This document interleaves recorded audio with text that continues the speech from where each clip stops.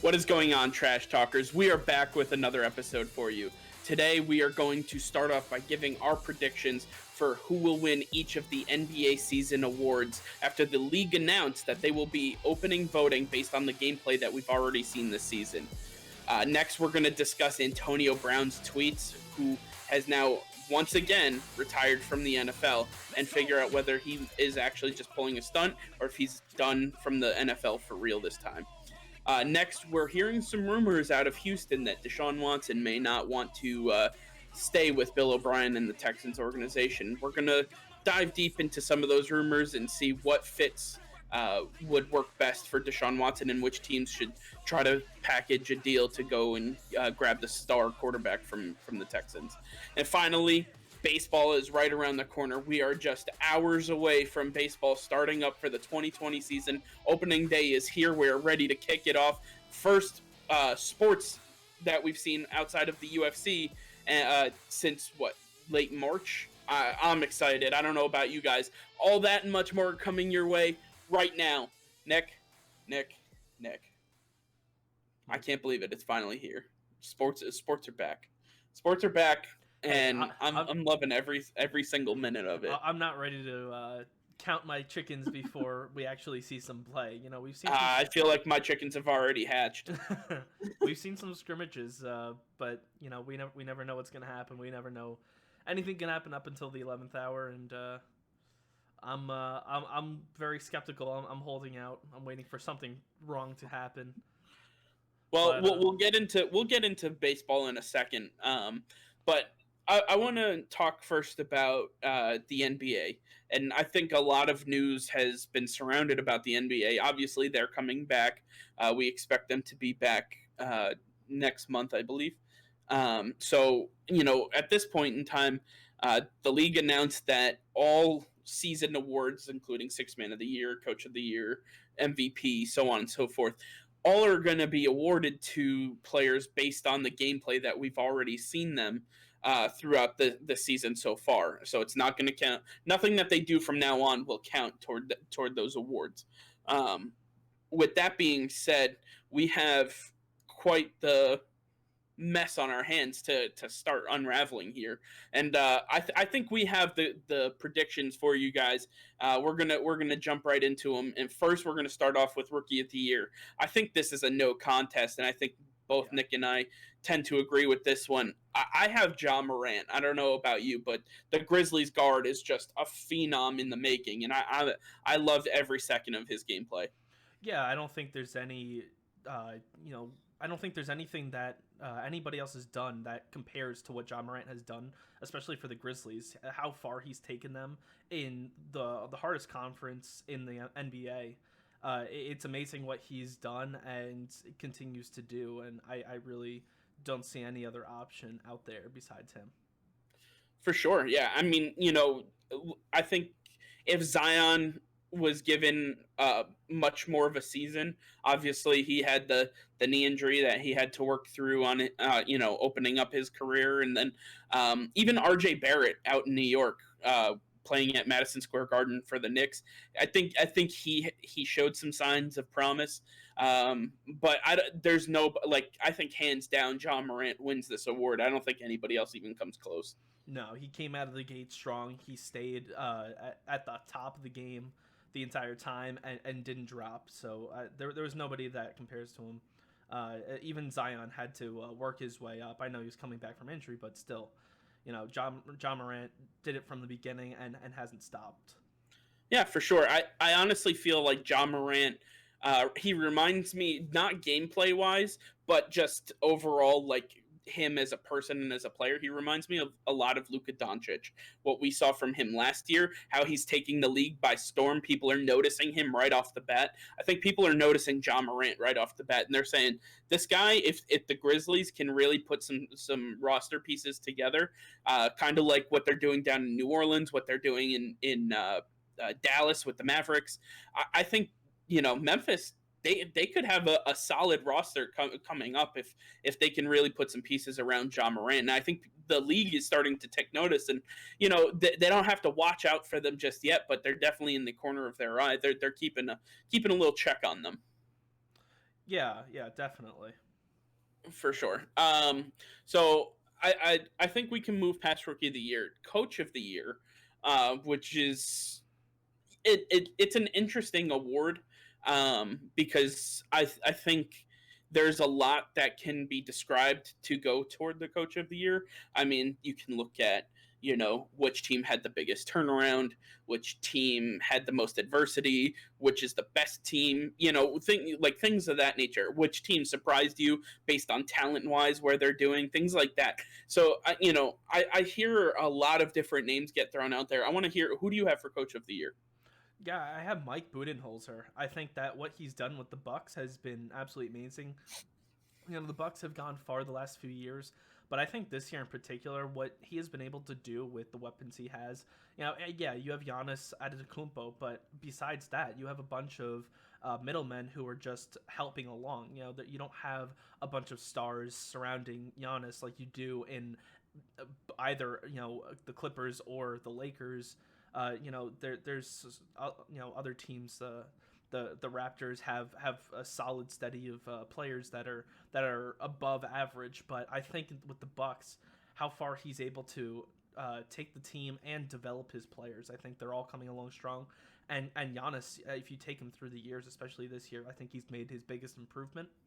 And I think we're really seeing that, and I think it's really to Mike Budenholzer's credit, and I think it's time that he gets this award.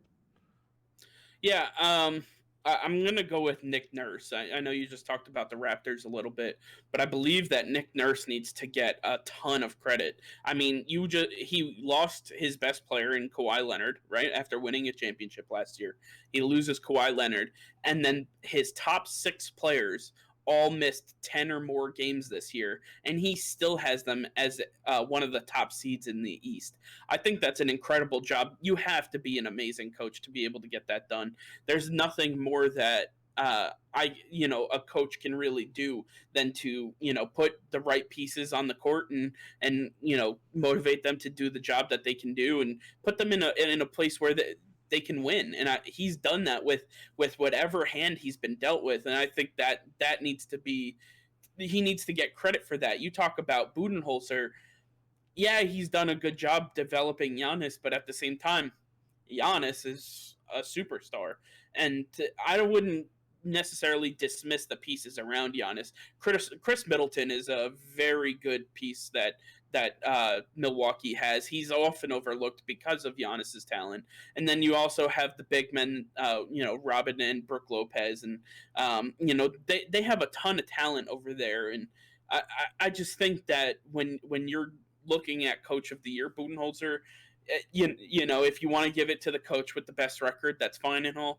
But for Nick Nurse to have come along with everything that he's done and lose Kawhi Leonard and lose all of his top players throughout the season and still host one of the best records in the league, I think there needs to be an award for that, and I think coach of the year fits perfectly for them.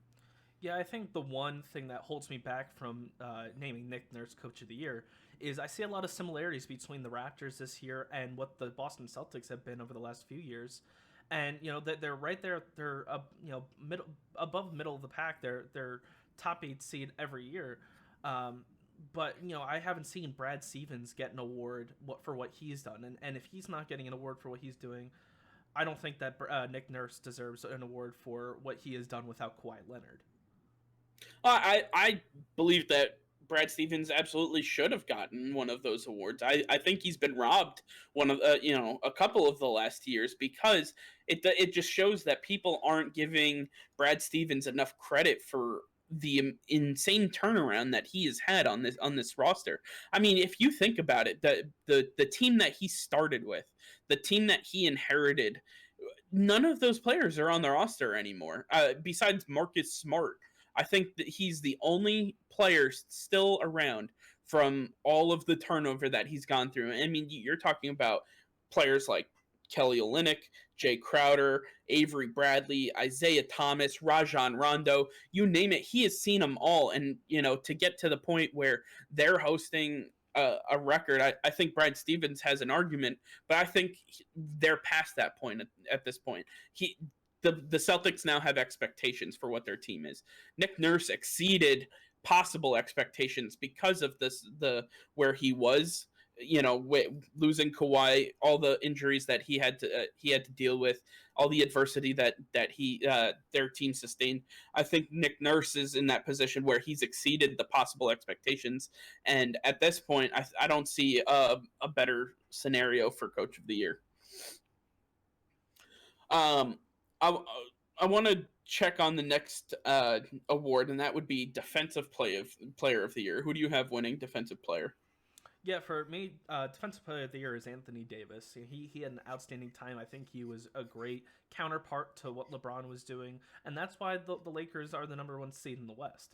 They've been so strong, and Anthony Davis, he was absolutely killing it on the defensive side of the ball, and it was perfect setting up LeBron, and I think that's why they've had so much success. So I think Anthony Davis, even though he's on that roster with LeBron, I think that he has done enough to prove that he is the Defensive Player of the Year. Yeah, I'm gonna go with. I agree with AD. I like that, but I'm gonna go with Giannis. I think when you have the best defensive roster in the league, you have to look at the best defensive player on that defensive roster. And I think, to stand out amongst the crowd of packed individuals, I don't think you can really talk about anybody else at that point. And I think the way Giannis plays the game, he consistently has to guard the top big man or the top player of each team night in and night out, and he's given the responsibility of hanging in there and then also having to perform on the offensive side. So he's not given any time off. He's actually going above and beyond exactly what LeBron used to do back in the day. Giannis is doing that now, and I think Giannis deserves credit for it. Yeah, I agree with that sentiment, but I also think that Giannis, being as good as he is on that team, I think he's just set up to have more opportunities to be a better defensive player than most. Anthony Davis has to compete against one of the best of all time in LeBron James, and I think that works against him. And so being able to see what Anthony Davis has done up until March, I think that he really did a lot, and I think that's enough to edge out Giannis. Yeah, I mean, nowadays I don't think LeBron's doing too much on the defensive side of the ball. I think most of his energy is spent on the offensive side, just based on the gameplay that I've seen and the numbers that he's putting up. He can't do that night in and night out. He's no spring chicken anymore. Not to call him an old man, but I mean, he's toward the end of his career, and at this point, somebody had to take the reins. I think Anthony Davis is doing a great job. And like I said, I would agree with him getting it. But like I said, Giannis is on the best defensive team, and he is the best defender on that team. So I don't know how you can say that, Giannis doesn't deserve that credit of Defensive Player of the Year.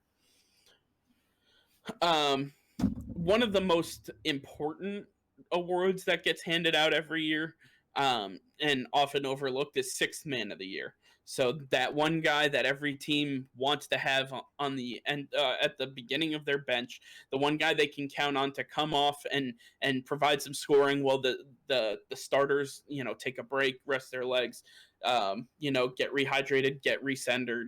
I think at this point, Sixth Man of the Year is probably the second most, I would say,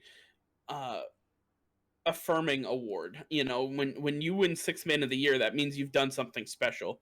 And I think at this point, my pick would be Montrezl Harrell, the power forward for the Los Angeles Clippers.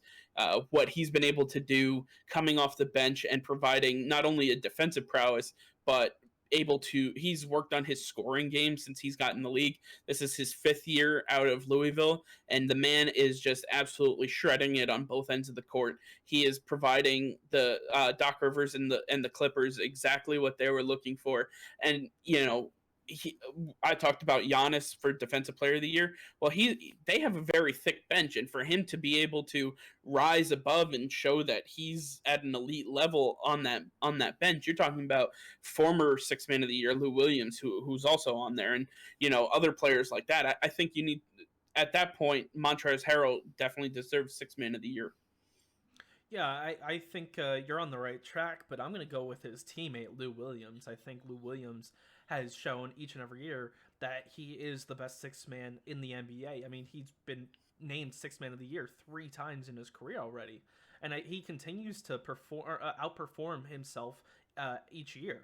And I think this year he has really helped the Clippers along in the toughest battle the Clippers have faced in a while with the Lakers. You know, that has been the huge talk in the NBA this year is the battle of LA, and what he's been able to do in each of their battles together.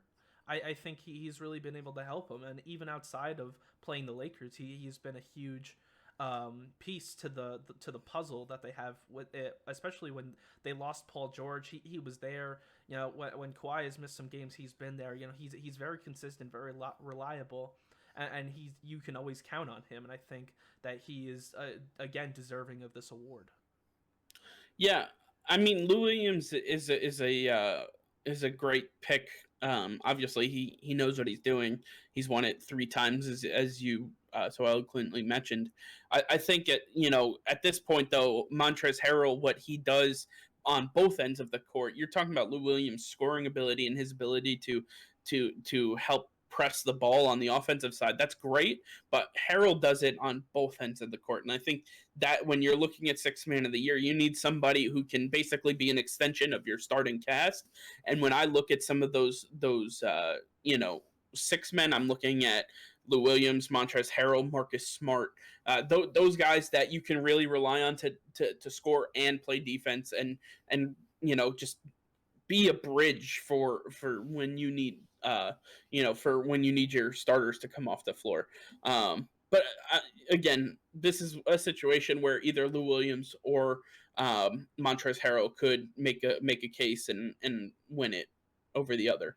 Absolutely. I mean, the Clippers have definitely relied on their bench this season to help them along. And it's really shown through with these two guys, and I agree with you. Either of them are deserving of this award. For sure.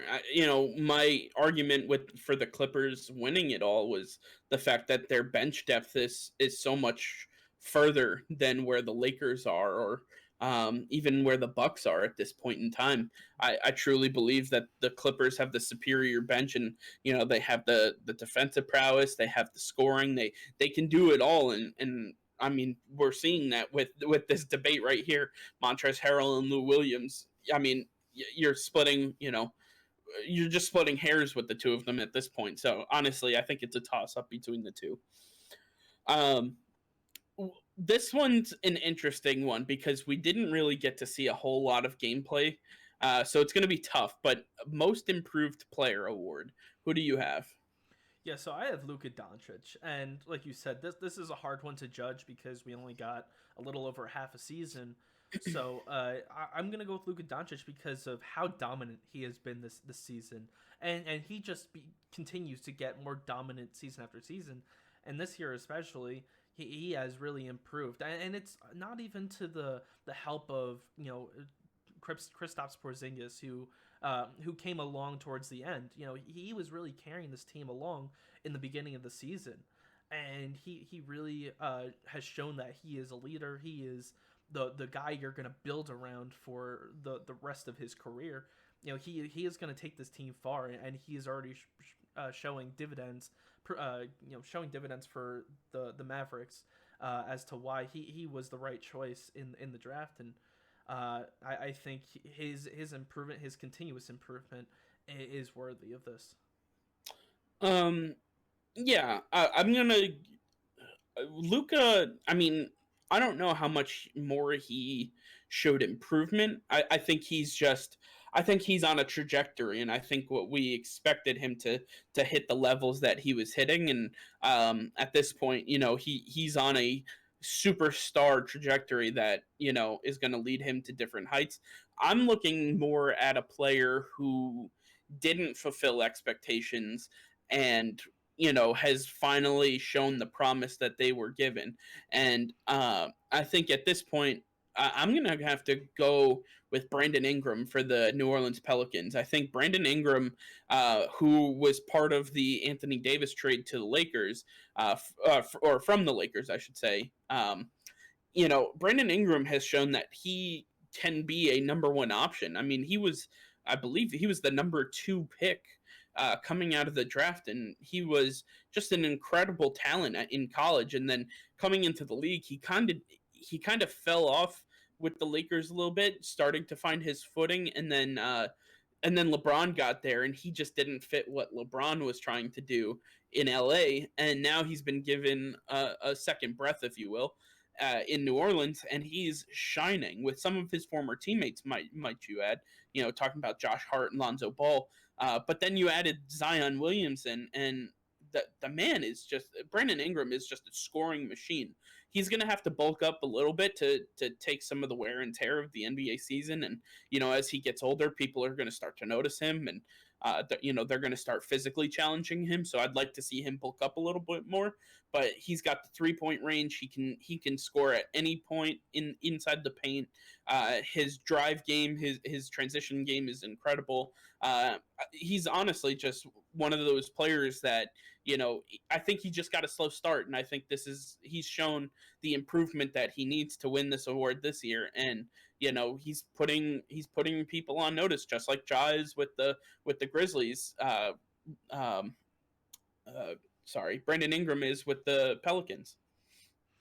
Yeah, I mean, I like Brandon Ingram, but I also think that a lot of his success has come from the help of his counterparts, Lonzo Ball and Zion Williamson. I think that he really it was really when Zion Williams started to make his presence on the team that Brandon Ingram started to branch out and grow from what he was. And so I think what he did maybe have came a little too late in the season.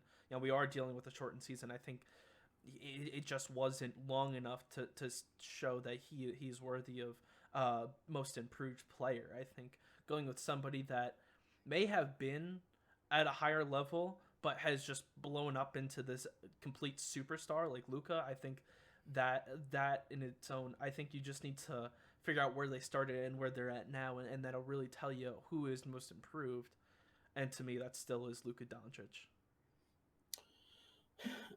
I mean, there's a lot to be said. And there's other players that you can name as well, like Jason Tatum of the Celtics, and there's a lot of different players out there that might be in the running for this award, but overall, I think one of these two players might be. If I had to, put a wager on it, I'd feel comfortable with either of these two guys in my pocket. And finally, the big one, the best one, the MVP of the NBA. Nick, who do you have as the 2020-ish MVP? Yeah, I think this is a no-brainer, just like the Rookie of the Year. I think it's Giannis Antetokounmpo. What he's done with the Bucks, he is brought them. They're the number one seed in the East going into the restart of the season. What he was able to do, he was just on a tear, putting up monster numbers, just dominating the competition. And when you look at him compared to the next closest competition, LeBron and Kawhi, he just dominates the actual numbers that matter. His points per game, his points per 36 minutes, they are just astonishing. His rebounds, his assists, they're absolutely amazing. And yeah, that comes to that really helps when he is the guy in Milwaukee. The team is working around him. It's built around him. And that's the kind of what LeBron used to have in Cleveland. He always got fed the rock. He always was put in the big situations to make big defensive plays, and I think that's worked out to Giannis's favor. He's really thrived in that spot, and I think he has had an outstanding season so far. Yeah, I agree. I think Giannis, after some consideration, I was taking a look at some of these numbers, and I looked at LeBron, I looked at Kawhi. I had to dismiss Kawhi not because numbers, but because of the amount of games that he's missed so far, on top of it being a shortened season. I just can't imagine giving an MVP to somebody that is missing games, whether it was for rest or for actual injury. And at that point, that it's just tough to judge. So then it was narrow for me. It was narrowed down to LeBron and Giannis, and as much as LeBron has done, Giannis doesn't have an Anthony Davis on his team, and I would say that even though LeBron has the number one seed in the harder conference, they have the best record in the NBA, and they did play against the Western Conference, and they have an incredible talent pool around him. But like I said, he's a shining star, and his like you mentioned, his numbers are just completely outweigh that of LeBron's in all the major statistical categories. And just going based on everything that you can see from the eye, Giannis is the most dominant player on the most dominant team. I I mean, isn't that what MVP is all about? The most valuable player. He is the MVP of the NBA. What I see a lot from people on like ESPN or Fox Sports is that they overthink it. They overanalyze. They dive deep into the numbers, and Max Kellerman is notorious for doing something like this. But at the end of the day, you just have to go with what you know. And at the end of the day, the NBA MVP belongs to nobody else than Giannis. It's just that simple. Just based on your eye exam, everything that you've seen, I mean, that tells the story right there. Yeah, I agree with that. The numbers are one thing, but it's exactly what you see. When you think of the Bucks, you think of a dominant Giannis Antetokounmpo. When you think of the Lakers, you think of LeBron James and Anthony Davis. They're a duo. They're together in the same sentence. Giannis is all by himself, and what he's been able to do with the Bucks is absolutely amazing. And he is the most valuable player. Yeah, for sure. I'm excited to see everything that's going to come out.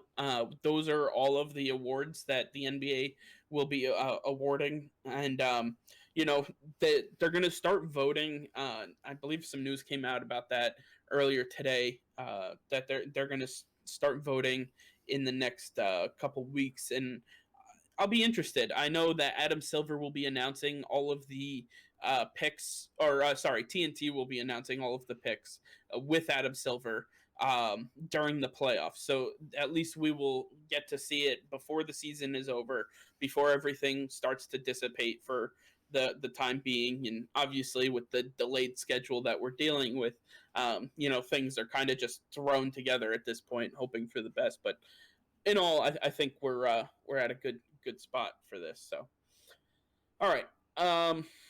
I'm gonna move over to the NFL and some interesting news that popped up over the weekend, and that was Antonio Brown tweeting out that he was done with football. He did not use the word retired, but that is the sentiment that everybody has gathered from his series of tweets that he put out there in a Kanye West-esque fashion. At this point, this is the second time he's retired, and I'm not sure whether to believe it or not. So, Nick, do you believe that Antonio Brown will be playing football in the NFL ever again? I mean, if he was given the opportunity, absolutely. But that's the question: is does anybody want to give him that opportunity? I think there will be at least one team that will give him a shot. So yes, I will say he will be back in the NFL at some point. Will it be this year? Probably. I believe so. I think it'll be this upcoming season. There's going to be a team, the Seahawks, the Bucks. There's going to be one team that needs that extra edge, or that loses a big piece that they're going to need Antonio Brown's services, and he's going to put a price out there. They're going to debate it, and they're going to eventually agree on a price, and he's going to be back in the NFL. I don't think that Antonio Brown is completely done with the NFL, and I don't think the NFL is completely done with him. Yeah, I'll say this: if Antonio Brown doesn't play again this season or this upcoming season, he will never play football in the NFL again. I think that's a safe bet to make, because at that point he would have played one game in the last 2 seasons, and at that point, it's very tough to find work after that. So I will say that I don't believe a team will be reaching out to Antonio Brown. Um, I, he A lot of teams use the measuring stick of talent versus headache, right? And they saw what happened in Oakland, uh, and now Las Vegas, but when it was in Oakland, they saw what happened there, and that was well documented because they had hard knocks there. I mean, it wasn't just the reports from the newspapers or whoever. And then you had his time in New England, which obviously didn't end well. And then how he handled the ending in New England was not very professional. So I think with all the questions, there's character questions. Nothing has been solved in Florida, by the way. I mean, that's still a huge question mark moving forward with his resume. We don't know where that all stands because everything with COVID has everything on pause.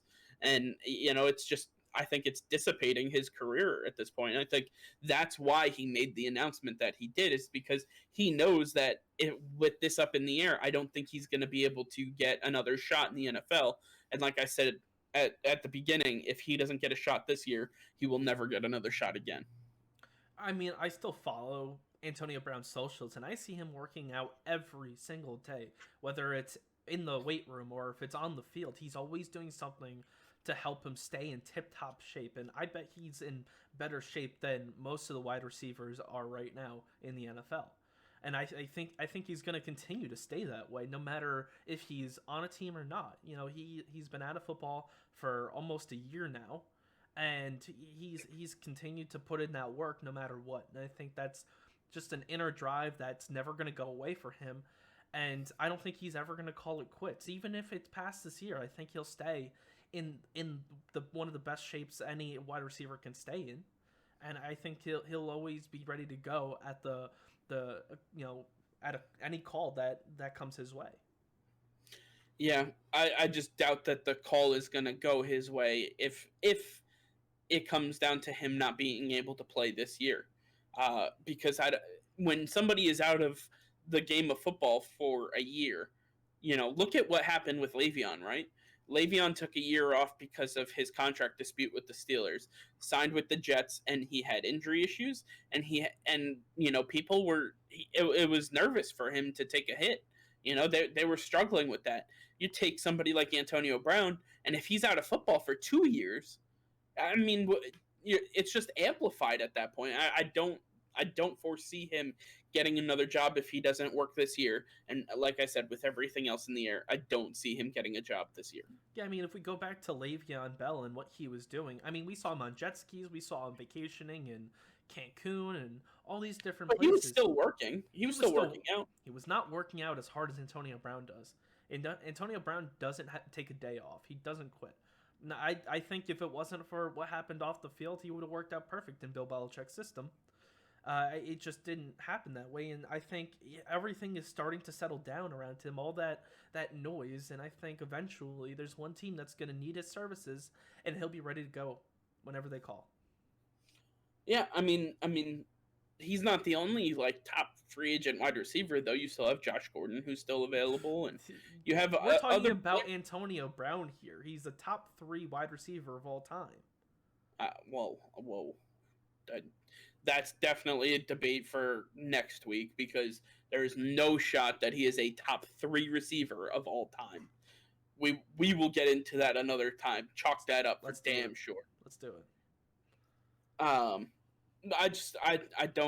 don't foresee him playing again this year. I just don't. It's I don't know. All right. If you see him returning, right? So at that point, what teams, you said a couple, but what teams do you think make a fit for him? Yeah, I'm gonna go back to the Seattle Seahawks. Russell Wilson wanted him last season, before the Patriots snagged him up. I know he met with the Saints last year, but that was a publicity stunt, and I'm sure that Sean Payton's never going to allow him back there. I know Tampa Bay. Arian Foster said that Arian Bruce Arians. Thank you. I'm messing up his name. Bruce Arians said that he's never gonna allow AB on the team after what he dealt with in Pittsburgh. But I think that if Tom Brady wants him enough, and they're that close from winning a championship, I think they're gonna call for his services. I think Houston is another team. They let DeAndre Hopkins go to Arizona on that terrible deal, and it seems like Bill O'Brien has been trying to make up for that ever since. He made the trade for Brandon Cooks. He's been he drafted a few weapons. I think that he'll do what it takes to resurrect just fix the issue that he had after that deal went down with the Cardinals. I think he wants everybody to kind of forget about that. And what better way to do it than sign one of the best wide receivers of all time? Yeah, let's dive deep into that sentiment for a little bit. We talked when it happened, right, about DeAndre Hopkins, the D Hop trade from Houston to Arizona. A, it caught everybody by surprise, but B, and most importantly, they got nothing for him, right? Obviously, there's been some discontent around that deal, including from their Pro Bowl quarterback, Deshaun Watson, who's an up-and-coming stud quarterback, by the way.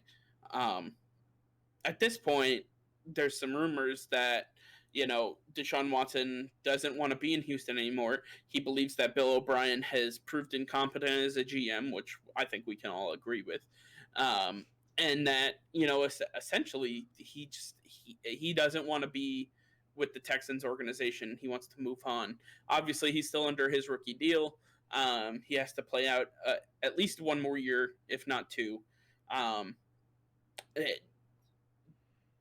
So I guess the question is, and I've seen this posted a couple areas, but do you think A, he leaves, but B, if he leaves, where do you think he should go? I don't think he leaves. I think that he's going to stay put. I don't think that there's any other place. I think he's in the perfect spot for himself. I think he's had a lot of success. I think he's really embedded himself in that community. And I don't think it's going to be really hard for himself to get out of there without a lot of turmoil. The team is being restructured around him to fit him. And I know DeAndre Hopkins fit that mold, but obviously there was a lot of disconnect between DeAndre Hopkins and Bill O'Brien, and that's why they had to move him. But now that that's out of the way, they can now refocus their attention back on Deshaun Watson. In that trade, they got David Johnson. Everybody wants to count out David Johnson, but it was only 3 years ago that David Johnson was the greatest running back in the league, putting up Christian McCaffrey numbers. And I think that he can do that again. He's had some injuries, he's had some setbacks, but I think that he's now in a new system. He's now on a new team. It's time for new beginnings, and I think this is a perfect place where David Johnson can really thrive with a quarterback like Deshaun Watson, who's able to handle so much of pressure. We saw that last year where he was putting the team on his back week after week, and now that David Johnson is there, that's going to help him a ton. Brandon Cooks is there, that's going to help him a ton. Will Fuller has another year in that system. I think that's going to help him out. So I think everything is primed to help Deshaun Watson. And like you said, he still has a couple of years left in the system. And so I think give Bill O'Brien those couple of years to add some more weapons and develop this team. And they've been making the playoffs the last few years. I think they're so close to getting there. I think they just need a little bit more time to develop this roster and mold it into what they need to. So I think Deshaun Watson's gonna be perfectly fine moving forward. I think he was upset with a few things, but I think Bill O'Brien has done a pretty good job of working his way back into Watson's good graces. Yeah, every part of my being wants to say that he's gonna leave. Wants to. In my heart of hearts, I think he's gonna stay. I don't think anybody can make a package for him to get him via trade. right?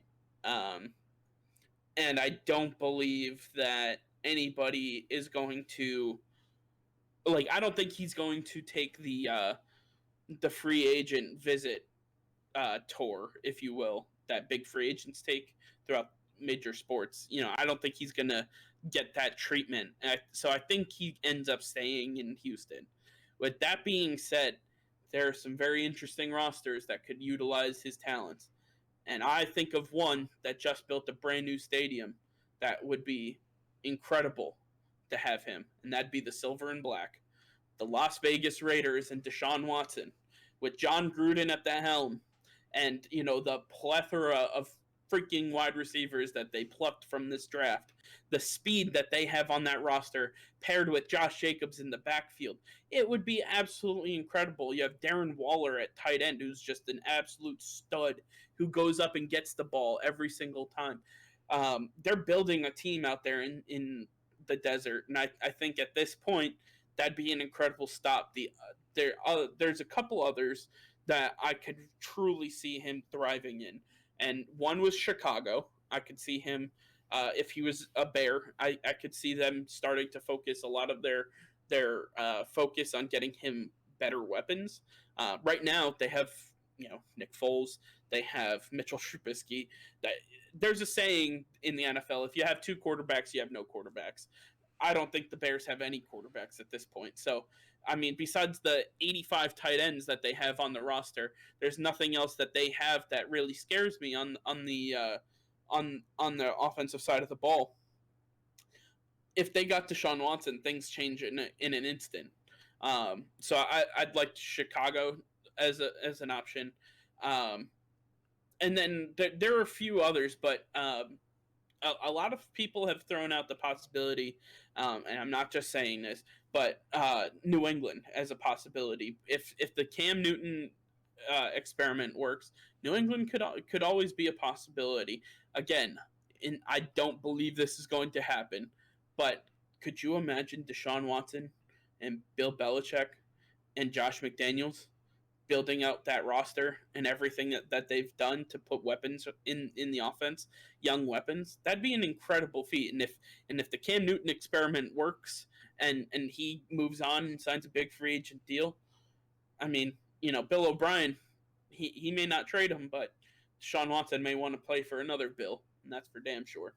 I mean, I highly doubt that Bill O'Brien is going to deal with Bill Belichick in a trade. Well, I don't think he's going to trade him no matter what, and definitely wouldn't trade him to New England. But I'm just saying, if he were to move on as a free agent, these are some of the teams that I could foresee being suitors for him. Yeah, the Patriots are huge. Maybe I highly doubt that would happen. But could you imagine? Because the way Cam Newton's contract is structured, even though he's only on the team for 1 year, they can franchise tag him at the before next season. And so, wouldn't it be crazy if the Patriots franchise tagged Cam Newton after an amazing season and then decided to trade him for Deshaun Watson on top of a first-round pick or something to that magnitude? That would be pretty crazy because now Cam Newton still, 31, 32 at that point. You'd be paying the same price for Deshaun Watson. Yeah, I mean, and the Patriots are about to open up a lot of cap space. They're losing a lot of their players, so it's kind of perfect timing. But again, it's not going to happen. That's just a dream.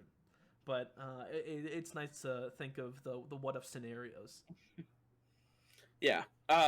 Well, I mean, there's always a bunch of what ifs, but one that has recently caught my eye is the fact that people are debating whether Deshaun Watson is as good as Patrick Mahomes, and if Watson was in Mahomes' shoes in Kansas City with Andy Reid and Tyreek Hill and Travis Kelce and so on and so forth, would he have the same amount of success? So I pose the question to you: do you believe that they would have the same success if Deshaun Watson were in the shoes of Patrick Mahomes?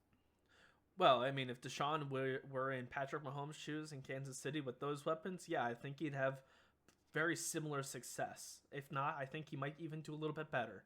But if you put Patrick Mahomes in the Houston Texans, on the Houston Texans in Deshaun Watson's shoes, I don't think Patrick Mahomes' career is lasting much longer. What Deshaun Watson has had to deal with the last few years with no offensive line running for his life, has been absolutely incredible in the worst way to see.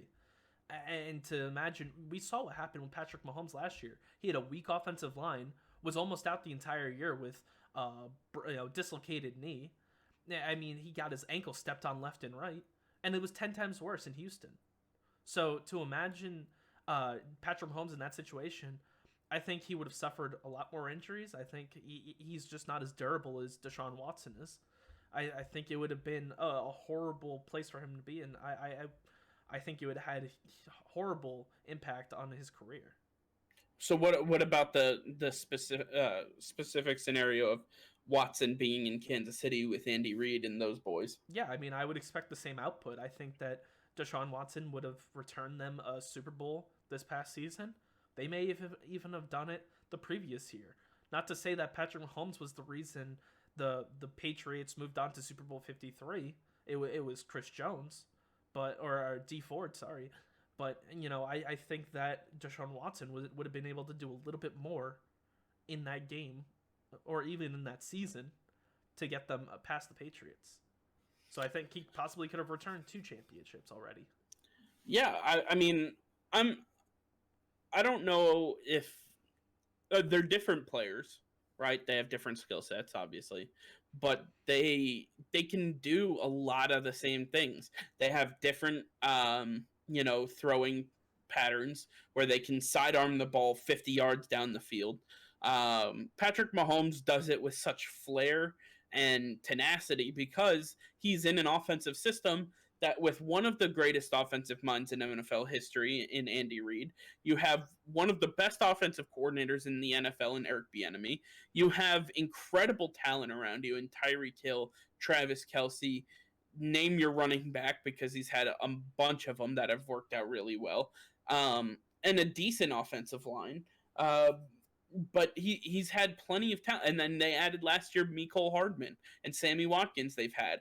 I mean, the when you take the talent levels that Kansas City has and then the coaching on top of it, I mean, the coaching level, you're talking about Bill O'Brien, who's somewhere around here, and Andy Reid, who's somewhere around here, right?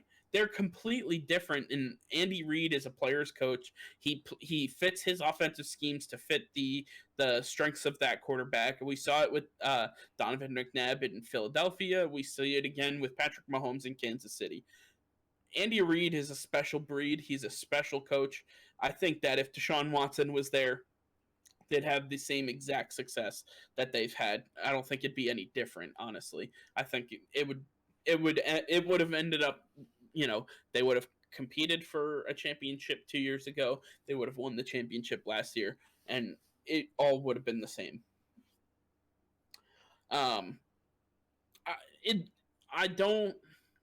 I don't believe that, again, that Deshaun Watson will be moving on from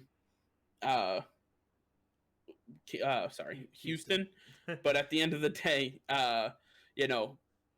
it's nice to dream. And, I want to hear from you guys in the comments. Let us know what you think about, with Deshaun do well in Kansas City. Do you think Andy Reid has a lot more to do with the success of Patrick Mahomes than we're giving him credit for? Let us know everything that you think. So I'm gonna leave that topic there. Okay, we're gonna move forward, and the final topic for this week's podcast is none other than what we started talking about an hour ago, and that was baseball is back. Opening day is right around the corner. At the end of this week, we will have baseball for the first time in 2020. Here's the problem that I'm finding. Nobody's talking about it. You go on ESPN, you go on Fox Sports, you go on, besides local radio, if you're in a baseball network in a baseball area, they're talking about it, but none of the major networks are talking about it. So that, my question is there a problem with baseball, or is it just being overshadowed by like the NBA awards and the NBA and everything else that's kind of happening, UFC even? Your thoughts? Yeah, it's definitely possible, but I think it's just the same problem we've had with the MLB over the last few years. the game of baseball is just so slow. It needs to be sped up. It needs to be brought into the 21st century. It is so far behind the times that no one cares about it anymore. It's very sluggish. No one can pay attention for 3 hours. And I can recollect all the times that I've watched these broadcasts where they're talking about suit jackets and pocket squares, and they have to fill so much time that they're just going off on tangents on stuff that's other than baseball. Baseball takes so long to progress through each game that you just lose interest. And I think that even talking about it can be sluggish at times because there isn't much controversy in the sport. It doesn't move at a quick pace. Everything takes time to develop. So I think, yeah, there is an issue. It's an ongoing issue, but it's nothing new. Yeah, I don't think it's new at all. I think it's a mix of both. I think baseball, there is a problem with baseball as a sport and as Major League Baseball specifically. And I think that it is being overshadowed by the NBA. I think that more people are interested in hearing about the NBA coming back, even though baseball starts in 3 days.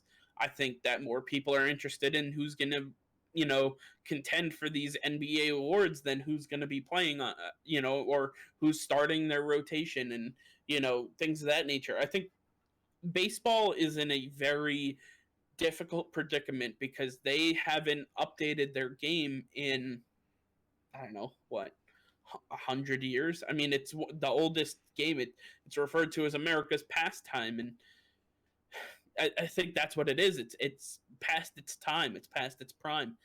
That there's nothing that gets people excited anymore as a general rule, right? As a general thought. I mean, you have people who are very divested into the sport of baseball, and I have plenty of friends who are that way, and they live and breathe for the sport of baseball. But at the end of the day, that's not the general person. That's not your average sports viewer.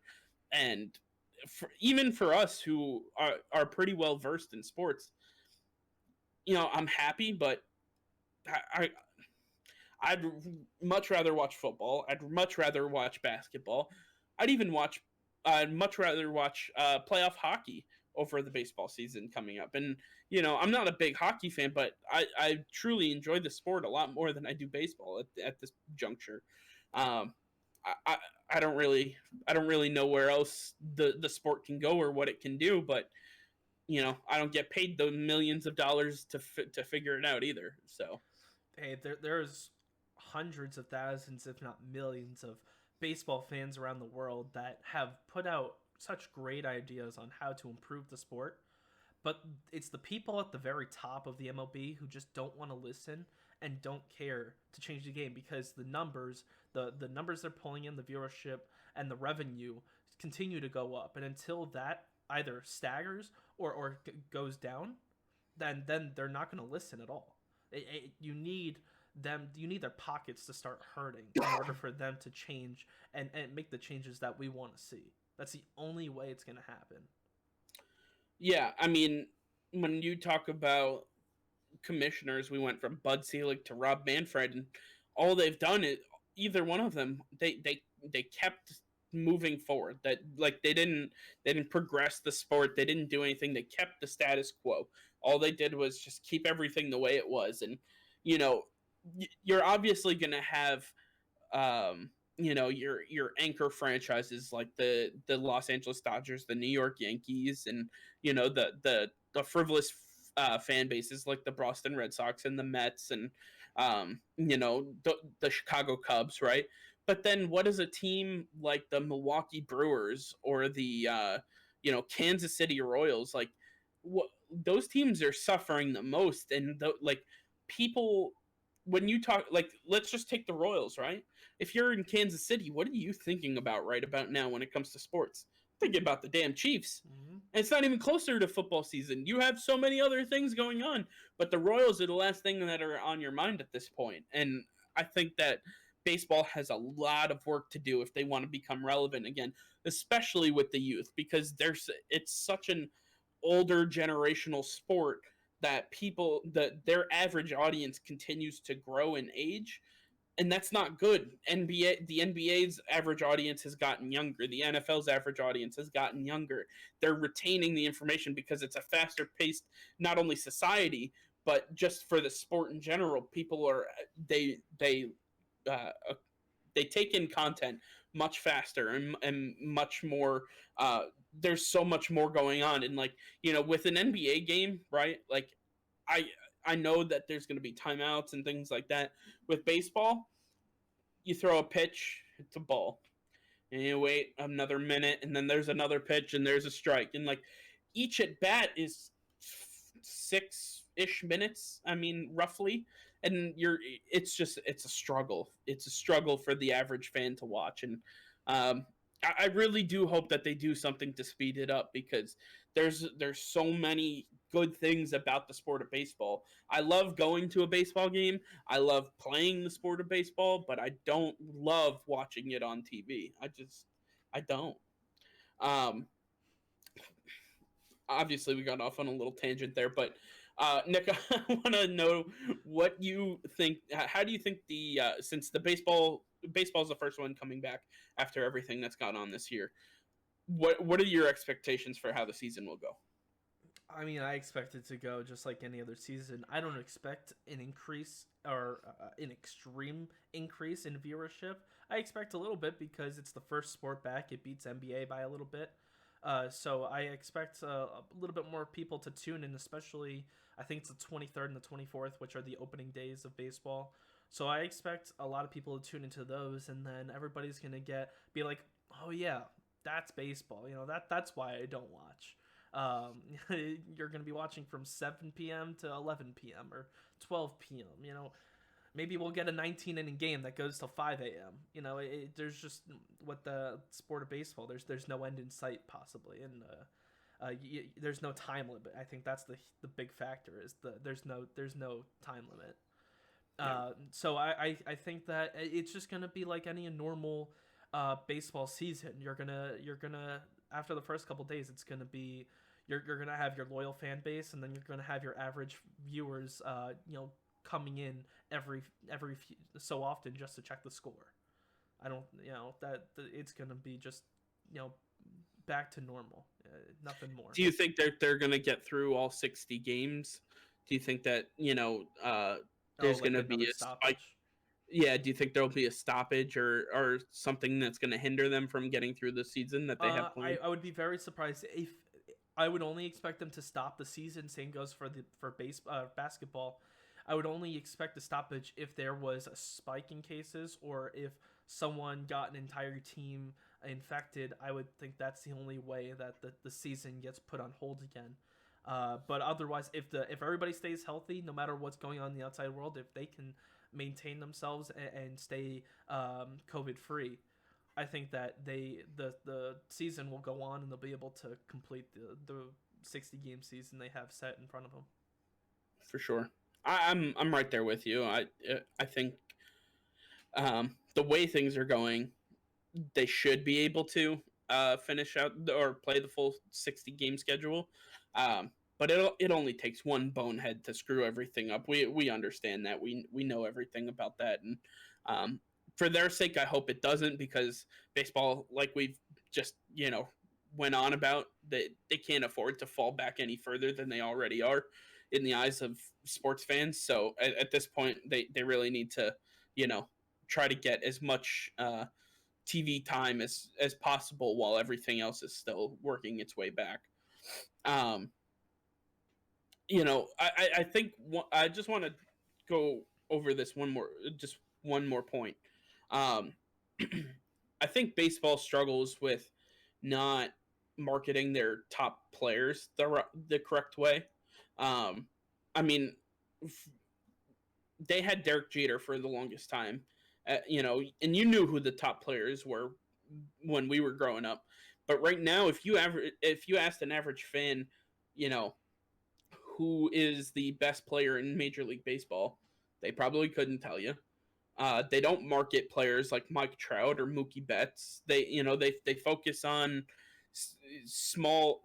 They don't market anything really well, and I think that's tough. And I heard that Mike Trout is considering not playing, I think that will also hurt them moving forward as well. If their stars start to pull out, Mike Trout being the first, and David Price decided he's not going to play for the Dodgers, and there's a lot of things to go on. But again, that I just wanted to make that one last point. I'm gonna ask you a question before we end this episode.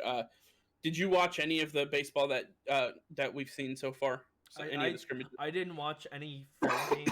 I tuned into a few innings of the Yankees and Mets, and then I believe it was the Pittsburgh. I can't remember who Pittsburgh is playing. But yeah, I watched a little bit. The one thing I hated most, was the piped in crowd noise. That kind of ruined it for me. When I saw the Mets had their fans, or their season ticket holders, they had like a cutout of them in their seats. I thought that was pretty cool. But I don't need the piped in crowd noise, especially with baseball, because it's pretty much just white noise. It's not like soccer where they're chanting, they're cheering constantly. It's always this like white noise of people just talking while the game's going on. And there might be a spike, like a little cheer when there's a big hit or a big play, but that's about it. Otherwise, I don't want to hear it. I watched they had another Yankee Met game where it was there was no piped in crowd noise, and I like that so much better. I was able to hear each pitch. I was able to hear the crack of the bat. I was able to hear everything, and I like that so much better. So I get, I mean, you jumped the gun, but that was my question. Okay. You like the crowd noise, the lack of crowd noise. Absolutely. Much better. Yeah, 100%. It's gonna be even harder for me. I'll just mute the game while I watch if they pipe in crowd noise, because it was very bothersome. It was a nuisance to listen to. Gotcha. I mean, I'm the same way. I mean, I think we both agreed on the sentiment when we saw the first UFC pay-per-view, when they had no crowd, and you could literally hear the ringside announcers. The fighters could hear the ringside announcers. I think that it provides a little more reality to the game. You feel more entrenched, like you're right there, like you're watching it at a local field, even though it's the major leagues that are playing. You just feel like you're closer to the action. You can hear the crack of the bat. You can hear them smacking their gloves. You can, you feel like you're more in that zone. I like that a lot more. So I agree with what you had to say there. All right. Well, I think, I've done my fair share of talking for today. So I think we're going to wrap up this week's episode. Thank you all for watching. We truly do appreciate it. Please, if you like the content, please make sure to like, comment, subscribe. We truly love all the growth that this channel is starting to see. We put a lot of work into it. We want to do it for you guys. Make sure that you're commenting what you want us to talk about. Make sure you let us know if you think we should change something up. We love to hear from you guys. We try to respond on social media for anybody who reaches out to us. If you want to DM us, if you want to tweet at us, we're open to all of that.